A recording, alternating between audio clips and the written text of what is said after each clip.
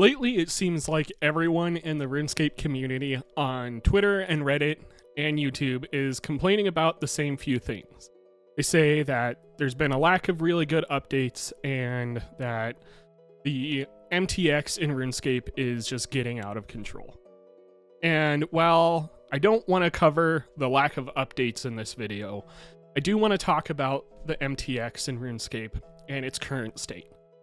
I think, unfortunately, the cat is out of the bag, and we're just going to have to accept that MTX is in RuneScape. That doesn't mean, however, that we have to accept it in the state that it is. I think with a few changes, Jagex could really make it more enjoyable and really convince a lot more players to be content with it in RuneScape.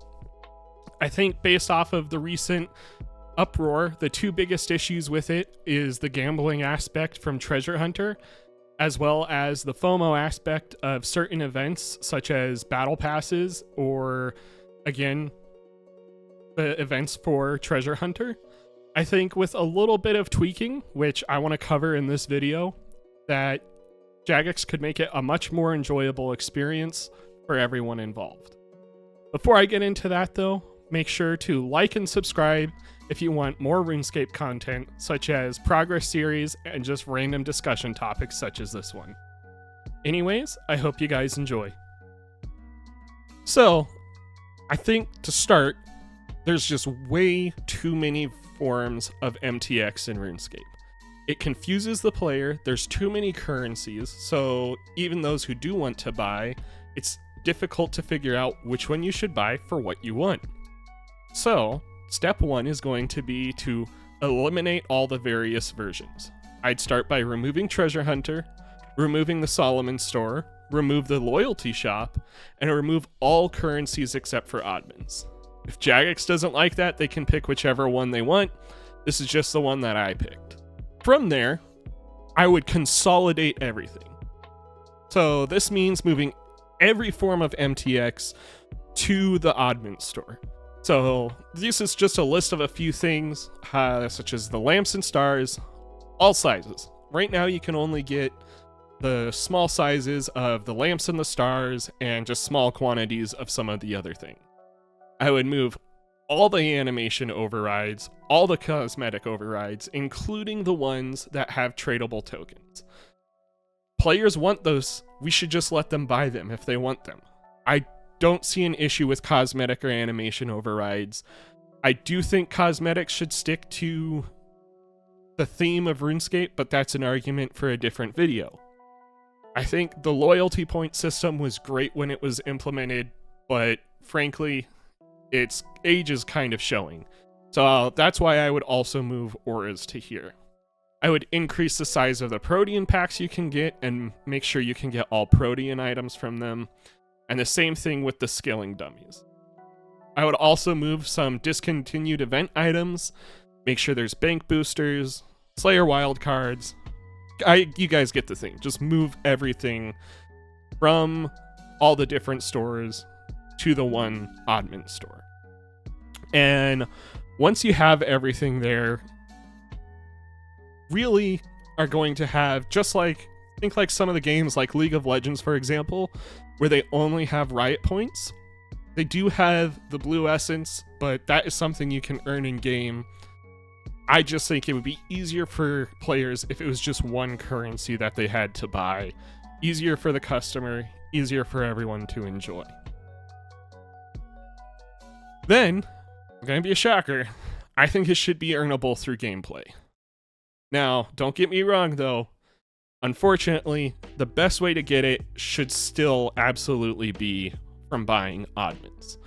But I do think that people who play the game should still have the ability to get those things. One of the main tenets of RuneScape had always been that the player could get things just through time and dedication.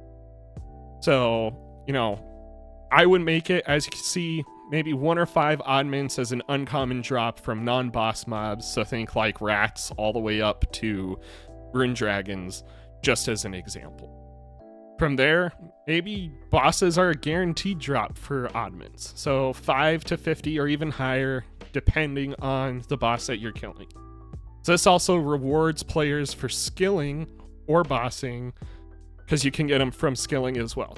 Again, you know, you'd have to balance this, so maybe one's not a better way to get it than the other.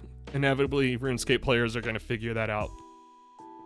But other things you should be able to get from gameplay, like for example, auras for skilling, you know, maybe you could make those from fragment pieces from the outfits. You know, once you get your outfit, kind of run out of reasons to use those if you have any. And this would kind of be able to use an existing item in the game to create the other ones that exist. Now, I do want to agree, you know, if you're an Iron Man, you should be able to use your oddments for things like cosmetics, bank boosters, but hands down should not be able to use it to get experience or experience gaining items. All right, so next would be the possibility of a new loot box. I know I said get rid of Treasure Hunter, but this is just an idea. Possibly, you know, I think this could be a good way. Again, think like League of Legends loot boxes. They're only the skins, so only cosmetic items. I think you should be able to get them as a reward from doing quests instead of maybe oddments from questing. Get loot boxes from questing for a chance to get that really cool, really expensive override. Maybe it's that one walk you really wanted. The unfortunate truth is battle passes as well are, frankly, one of the easier ways for companies to build MTX and get a little bit of a boost. So, you know, I don't think they're inherently evil. Call me crazy, I actually enjoyed the Yak Track and Hero Pass, but I do see the complaints from them. So again, only cosmetics and oddments, all items added to the oddment store when that pass is done. But you know, you need to reward players for doing that pass, so, you know, make the price a little bit higher than just finishing the pass and paying for the pass would be for all of that. So, of course, you know, if you have to buy things individually, it's going to be bigger than if you just bought the pass and played the game.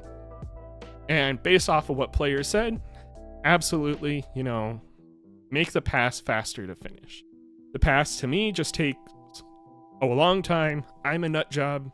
I play RuneScape all day, every day. Other people, let's admit, they have lives. They're not like most of us. So that's just a little bit of my theory. So yeah. Anyways, guys, that is just my ideas of what I would do to fix the microtransaction system in RuneScape. You know, let me know down below. What do you think? Are these good ideas? Am I crazy? Am I just a Jagex shill? I'm sure all of you have your very own pointed opinions. But I hope perhaps we can give Jagex some constructive criticism to keep the game we enjoy alive and running for a long time to come. So, with that, if you enjoyed, make sure to give the video a like, share it with your friends, and don't forget to check out my Iron Man and Old School Iron Man series. I'll talk to you guys in the next one. Peace out.